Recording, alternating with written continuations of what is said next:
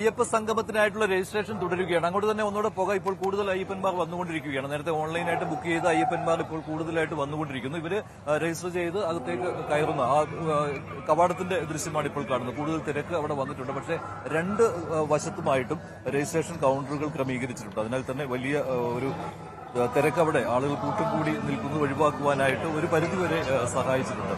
ഇങ്ങനെയാണ് സ്വീകരണം ഒരുക്കുന്നു ഓരോ അയ്യപ്പന്മാർക്കും. ഇത് കേരളത്തിൽ നിന്നും തമിഴ്നാട്ടിൽ നിന്നും ആന്ധ്ര, തെലങ്കാന, കർണാടകം അതുപോലെ തന്നെ മറ്റ് രാജ്യങ്ങളിലെ ഏതാനും പ്രതിനിധികളും ഇങ്ങനെയാണ് അയ്യപ്പന്മാർ ഇങ്ങോട്ട് വന്നുകൊണ്ടിരിക്കുന്നത്. അവർക്കുള്ള രജിസ്ട്രേഷൻ കൌണ്ടറിലെ ചെറിയൊരു തിരക്ക് അതാണ് ഇപ്പോൾ കാണുന്നത്. ഇങ്ങനെ കിറ്റ് കൊടുത്തു, നേരത്തെ അത് കാണിച്ചതാണ് കിറ്റിൽ എന്തൊക്കെ കാര്യങ്ങൾ ഉണ്ട് എന്നുള്ളത്. ഈ കിറ്റ് നൽകി അതിനുശേഷം അവരെ സുരക്ഷാ പരിശോധനയും കഴിഞ്ഞാണ് വേദി ഒന്നിലേക്ക് കടത്തിവിടുന്നത്. Thiruvithamkoor Devaswom board president Shri PS Prashanth എന്തൊക്കെയാണ് ഈ അയ്യപ്പ സംഗമത്തിൽ ചർച്ച ചെയ്യാൻ പോകുന്നത്, അതുപോലെ എന്തെല്ലാം ക്രമീകരണങ്ങൾ നടത്തിയിരിക്കുന്നു, ഇതിനെക്കുറിച്ച് വിശദമായിട്ട് സംസാരിച്ചു. PS പ്രശാന്തിന്റെ വാക്കുകൾ കൂടി കേൾക്കാം. ഒപ്പം ആ ദൃശ്യങ്ങൾ അത് എങ്ങനെയാണ് അയ്യപ്പന്മാർ ഇങ്ങോട്ടും വന്നുകൊണ്ടിരിക്കുന്നത്, അവരെ ഏത് രീതിയിലാണ് അകത്ത് ആനയിച്ചു കൊണ്ടുപോകുന്നത്, ഇതിന്റെ എല്ലാം തത്സമയ ദൃശ്യങ്ങളും കാണാം. ഒപ്പം PS പ്രശാന്തിന്റെ പ്രതികരണം അതൊന്ന് കേൾക്കാം. അപ്പോൾ വളരെ പ്രധാനപ്പെട്ട ആഗോള അയ്യപ്പ സംഗമം, ഇന്ന് നടക്കുന്ന ആഗോള അയ്യപ്പ സംഗമത്തിൻ്റെ ഏറ്റവും ഒടുവിലത്തെ ക്രമീകരണങ്ങൾ നമ്മുടെ ദേവസ്വം ബോർഡ് പ്രസിഡന്റ് തന്നെ വിശദീകരിക്കും. ഇന്നിപ്പോൾ പ്രത്യേകിച്ച് എന്തെങ്കിലും നിയന്ത്രണങ്ങൾ അങ്ങനെ എന്തെങ്കിലും ഏർപ്പെടുത്തിയിട്ടുണ്ടോ? ഒരു നിയന്ത്രണം ഇല്ലല്ലോ ഇവിടെ എല്ലാവരെയും ഇവിടേക്ക് കടന്നു വരുന്ന ഒരു ഭക്തനും ദർശനത്തെത്തുമ്പോൾ ഒരു ബുദ്ധിമുട്ടും ഇതുമായി ബന്ധപ്പെട്ടുണ്ടാകുന്നില്ല. SLQ open ചെയ്തിട്ടിരിക്കുകയാണ്. എല്ലാവർക്കും ഇവിടെ ദർശനം നടത്തി പോകാവുന്ന സൗകര്യമാണ് ഇവിടെ ഒരുക്കിയിരിക്കുന്നത്. ഇവിടെ വന്ന ഭക്തർ കുറേ പേർ ശബരിമലയിലേക്ക് പോയിട്ടുണ്ട്. നാളെ രാവിലെ ഇവിടെ വന്ന് പങ്കെടുക്കും. നാളെ ഈ ആഗോള അയ്യപ്പ സംഗമത്തിൽ പങ്കെടുക്കുന്നതിൽ ഈ സമ്മേളനത്തിന് ശേഷം തിരിച്ചു പോയി തൊഴുവാനുള്ള സംവിധാനവും ഞങ്ങൾ ഒരുക്കിയിട്ടുണ്ട്. അതെല്ലാം ഒരു പ്രത്യേകമായ സംവിധാനമില്ല, ഒരുപോലെ തന്നെയാണ്. കാരണം ഇവിടെ ഒരു സാധാരണ ദിവസങ്ങളിൽ 1,00,000 90,000 80,000 തൊഴുതു പോകുന്ന സ്ഥിതിയാണല്ലോ ഇവിടെ ഉള്ളത്. അതിനു വേണ്ടിയിട്ടുള്ള പോലീസിനൊക്കെ ഒരുക്കിയിട്ടുണ്ട്. അതുകൊണ്ട് നാളെ 3,000 പേര് ഒരുമിച്ച് പോയി തൊഴുകുമ്പോഴും സാധാരണ ഭക്തർക്ക് ഒരു ബുദ്ധിമുട്ടും ഇല്ലാത്ത രീതിയിൽ ക്രമീകരിക്കുവാൻ പോലീസ് സംവിധാനം ഒരുക്കിയിട്ടുണ്ട്. മറ്റ് ഈ അവസാനവട്ടത്തെ ക്രമീകരണവുമായിട്ട് ബന്ധപ്പെട്ട് ചോദിക്കുകയാണ്, മറ്റ് എന്തെങ്കിലും അഡീഷണൽ ആയിട്ട് ഈ 10,000-4,000 പേര് വരുന്നവരാണ്, അവരെ നേരെ മല കയറ്റി കൊണ്ടുപോയി തൊഴിയിക്കുക അല്ലേ? അപ്പം അല്ലാതെ വരുന്ന ആളുകളുണ്ടാവും, സ്വാഭാവികമായിട്ട് അവർക്ക് ഇവിടെ പങ്കെടുക്കാൻ സാധിക്കില്ല, അവർക്കുള്ള നിയന്ത്രണങ്ങളൊന്നും ഉണ്ടാവില്ല.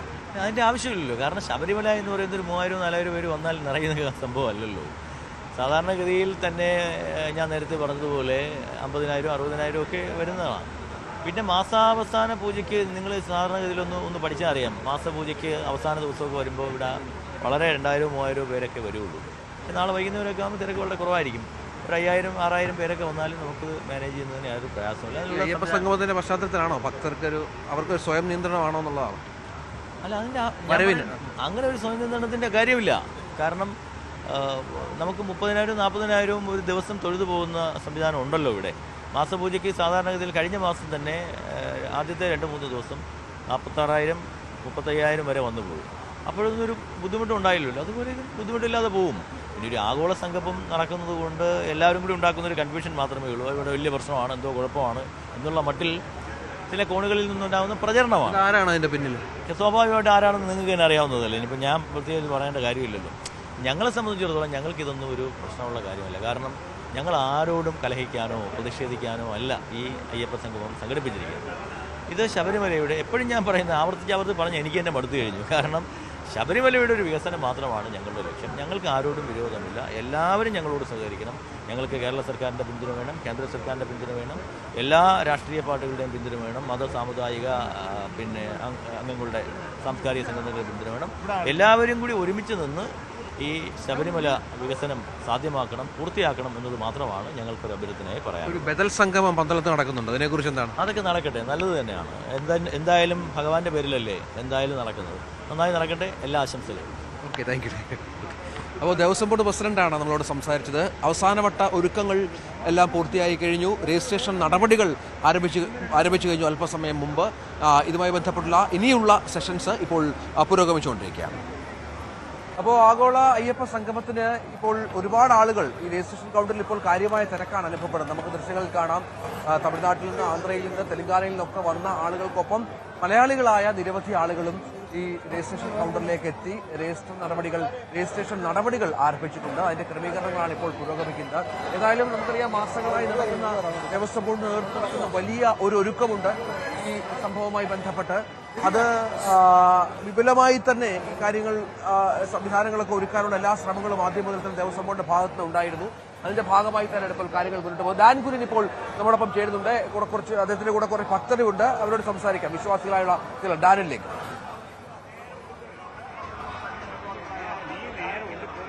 രഞ്ജിത്ത്, എന്നോടൊപ്പം തെലങ്കാനയിൽ നിന്നും അതോടൊപ്പം തന്നെ തഞ്ചാവൂരിൽ നിന്നൊക്കെയുള്ള ഭക്തരെ നമ്മൾ കണ്ടിരുന്നു. ഇത് പാലക്കാട് നിന്ന് ഇവിടേക്ക് എത്തിയിരിക്കുന്നവരാണ്. എന്താണ് പേര്? നാരായണൻകുട്ടി. എത്ര പേരുണ്ട് പാലക്കാട് നിന്ന്? ഞങ്ങള് 5 പേര്. എങ്ങനെയുണ്ട് ഇവിടുത്തെ ഒരുക്കങ്ങളൊക്കെ? സൂപ്പറാ. എങ്ങനെയാണ്, എന്താണ് നിങ്ങളുടെ പ്രതീക്ഷകൾ? ആഗോള അയ്യപ്പ സംഗമം എന്ന് പറയുമ്പോൾ എന്താണ് ശബരിമലയിൽ നിങ്ങൾ മുമ്പോട്ട് വെക്കുന്ന പ്രധാനപ്പെട്ട വരേണ്ട മാറ്റം എന്താണ്? വരേണ്ട മാറ്റം കുറച്ച് സൗകര്യങ്ങൾ നമ്മൾ പറയാൻ തീരുമാനിച്ചിട്ടുണ്ട്. സൗകര്യങ്ങൾ ഒന്ന് വരണം എന്നുള്ള അടിസ്ഥാനപരമായിട്ടുള്ള സൗകര്യങ്ങൾ, അതാണ് ഇവിടെ കുറവ്. നമുക്ക് എപ്പോൾ വരുന്ന സമയത്ത് ഭക്തജനങ്ങൾക്ക് ബുദ്ധിമുട്ടില്ലാത്ത രീതിയിൽ എല്ലാ കാര്യങ്ങളും ചെയ്തു തരാൻ വേണ്ടി ഇതൊരു ആഗോള സംഗമം അതിനൊരു വേദി ആവട്ടെ എന്ന് നമ്മൾ മനസ്സുകൊണ്ട് ആഗ്രഹിക്കുന്നു. ഇത് പ്രധാനപ്പെട്ട ഒരു കാര്യം, വെർച്വൽ ക്യൂ ആണ് കഴിഞ്ഞ കുറച്ച് വർഷമായിട്ട്. അപ്പൊ അത് നമ്മുടെ നേരത്തെ നമ്മൾ അവലംബിച്ചിരുന്ന ആ ശൈലിയാണോ അതോ ഈ വെർച്വൽ ക്യൂ ആണോ? ഏതാണ് കൂടുതൽ ഒരു? വെർച്വൽ ക്യൂ തന്നെ നല്ലത്. അപ്പൊ ഈ പ്രധാനമായി ഈ ഇവിടുത്തെ ഒരു വികസന പ്രശ്നങ്ങളൊക്കെ അറിയാലോ, വനത്തിന് നടുക്കാണ്. അപ്പൊ അവിടെ വികസനം നടത്തുക എന്ന് പറയുന്നതൊക്കെ ഒരു വലിയ വെല്ലുവിളിയാണ്. അപ്പൊ അതിന് നടുവിൽ നിന്നുകൊണ്ട് ഇത് എങ്ങനെ നടത്തും എന്നുള്ളതാണ് പ്രധാനപ്പെട്ട ഒരു ചോദ്യം. അപ്പം നിങ്ങൾക്ക് അത് എങ്ങനെ ചെയ്തെടുക്കാൻ കഴിയുമെന്നാണ് ഒരു ഭക്തൻ അല്ലെ ഇവിടെ വരുന്ന ഒരു വിശ്വാസി എന്നുള്ള നിലയിൽ എങ്ങനെയാണ് അതിനെപ്പറ്റിയുള്ള പ്രതീക്ഷ? അല്ല, ഇപ്പൊ തന്നെ ഒരുപാട് ടെക്നോളജി ഡെവലപ്പ് ആയിട്ടുണ്ട്. ബയോ ടോയ്ലറ്റ് അങ്ങനെയുള്ള സംവിധാനങ്ങൾ ഇഷ്ടംമാരെ വന്നിട്ടുണ്ടല്ലോ. അങ്ങനെയുള്ള സൗകര്യം ചെയ്താൽ തന്നെ ഒരുപാട് വ്യത്യാസം വരും. ഒരു വൃത്തിഹീനമായിട്ടുള്ള സ്ഥലങ്ങളാണ് ഇപ്പൊ മിക്ക സ്ഥലങ്ങളിലും, ശബരിമല പ്രത്യേകിച്ച്. അപ്പൊ അങ്ങനെയുള്ള സമയത്ത് ഇങ്ങനെ ബയോ ടോയ്ലറ്റ് അങ്ങനെയുള്ള സംവിധാനങ്ങൾ വരികയാണെങ്കിൽ കൂടെ അതായത് ഈ അടിസ്ഥാന സൗകര്യ വികസനത്തിൽ പ്രാധാന്യം കൊടുക്കണം. അതാണ് മെയിൻ. അതാണ് എല്ലാവരും നമ്മളൊരു അവിടെ നിന്നുള്ള പലരുടെയും അഭിപ്രായങ്ങളൊക്കെ അതാണ്. നിങ്ങൾ എല്ലാ വർഷവും വരാറുണ്ട് ഇവിടെ? മിക്ക വർഷം എല്ലാ വർഷവും വരാറുണ്ട്. ഓക്കെ, അപ്പൊ എല്ലാ ആശംസകളും അത്തരത്തിലാണ്. അതായത് ആഗോള അയ്യപ്പ സംഗമം നടത്തുന്നതിലൂടെ ശബരിമലയുടെ അടിസ്ഥാന സൗകര്യ വികസനം ഉറപ്പുവരുത്താൻ കഴിയണം എന്ന നിർദ്ദേശമാണ്, ആശയമാണ് പാലക്കാട് നിന്നെത്തിയ അയ്യപ്പ ഭക്തർ പ്രതിനിധികൾ പങ്കുവെക്കുന്നത്. സമാനമായ പ്രതികരണങ്ങൾ തന്നെയാണ് മറ്റ് ഇടങ്ങളിൽ നിന്നെല്ലാം പുറത്തു വരുന്നതും. അതായത് വിവിധ സ്ഥലങ്ങളിൽ നിന്ന്, അതായത് ആദ്യഘട്ടത്തിൽ രാവിലെ 6 മണി കഴിഞ്ഞപ്പോൾ ഇവിടെ രജിസ്ട്രേഷൻ തുടങ്ങിയതാണ്. അതിനുശേഷം ഭക്തർ ഇവിടേക്ക് എത്തിക്കൊണ്ടേയിരിക്കുകയാണ്. വിവിധ ജില്ലകളിൽ നിന്ന്, വിവിധ സംസ്ഥാനങ്ങളിൽ നിന്നടക്കം അയ്യപ്പ ഭക്തർ ഇവിടേക്ക് എത്തിക്കൊണ്ടിരിക്കുന്നു. നമുക്ക് അവരുടെയൊക്കെ പ്രതികരണങ്ങൾ തേടേണ്ടതുണ്ട്. എങ്ങനെയുണ്ട് ക്രമീകരണങ്ങൾ ഇവിടെ? നല്ല സംവിധാനമാണ്, നന്നായിട്ടുണ്ട്. അതെല്ലാം പുറമേ നിന്ന് വരുമ്പോൾ നല്ല മനോഹരമായിട്ടുണ്ട്. ശരിക്കും അയ്യപ്പന്റെ ഒരു അനുഗ്രഹം തീർച്ചയായിട്ടും ഉണ്ട്. എവിടെ നിന്നാണ് നിങ്ങൾ? ഞാൻ പെരുമ്പാവൂരിൽ നിന്നാണ്. മുൻ കൊച്ചിൻ ദേവസ്വം ബോർഡിന്റെ മെമ്പറാണ്. ഇത് എല്ലാ വർഷവും ഇവിടെ വരാറുണ്ടോ? ഞാൻ എല്ലാ വർഷവും സ്വാമിനെ സന്ദർശിക്കാറുണ്ട്.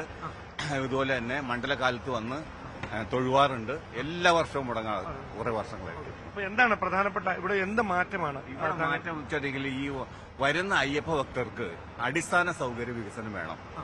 ഇപ്പൊ തിരുപ്പതി മോഡൽ അതുപോലെ എന്തെങ്കിലും പ്രോഗ്രാം ഉണ്ടായി മാത്രമേ ഇതുകൊണ്ട് ഇങ്ങനെയുള്ള ഫംഗ്ഷൻ കൊണ്ട് പ്രയോജനമുള്ളൂ. ഇപ്പൊ തന്നെ മണ്ഡല സീസണിൽ അയ്യപ്പന്മാര് വന്നിട്ട് ഒരുപാട് കഷ്ടപ്പെടുന്നുണ്ട്. അപ്പൊ അതുകൊണ്ട് ഗവൺമെന്റും ദേവസ്വം ബോർഡും കോടതിയും ഹൈക്കോടതിയും കൂടി ഒരുമിച്ച് നിന്നുകൊണ്ട് ഭക്തജനങ്ങളുടെ താല്പര്യം മുന്നിൽ കണ്ടുകൊണ്ട് ക്രിയാത്മകമായ നിർദ്ദേശങ്ങളും ചർച്ചകളുമാണ് ഈ സംഗമം കൊണ്ട് ഉദ്ദേശിക്കുന്നത്.